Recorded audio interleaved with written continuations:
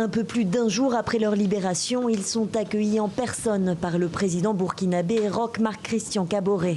Première apparition en public pour Patrick Pic et Laurent Lassimoulias. Premier discours aussi que ces ex-otages français ont voulu faire sous forme d'hommage. Toutes nos pensées vont aux familles des soldats et aux soldats qui ont perdu la vie pour nous libérer de cet enfer. On voulait présenter nos condoléances tout de suite à ces familles parce que nos pensées elles sont ambivalentes par rapport à tout ce qui nous arrive. Leur libération après une opération commando de l'armée française s'est soldée par la mort de 2 militaires et crée une polémique en France. Jean-Yves Le Drian, ministre des Affaires étrangères, déplore les risques majeurs pris par les ex-otages. Dans cette région, il y a une insécurité totale quand le ministère des Affaires étrangères, dont j'ai la charge, indique des zones comme zone rouge.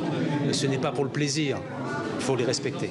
Le parc de la Pendjari, où les 2 Français ont été enlevés, était bien classé zone rouge par le ministère des Affaires étrangères français. Rouge, soit fortement déconseillé, comme tout le nord du Bénin et une grande partie du Sahel. D'autres zones apparaissent en orange, simplement déconseillées.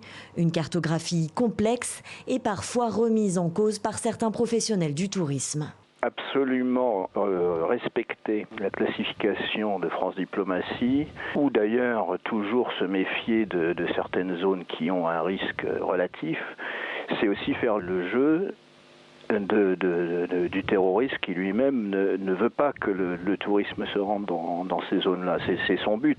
Alors que certains pays du Sahel continuent de vouloir attirer des touristes essentiels à leur économie, le ministère français des Affaires étrangères invite ses ressortissants à la plus grande prudence dans cette région.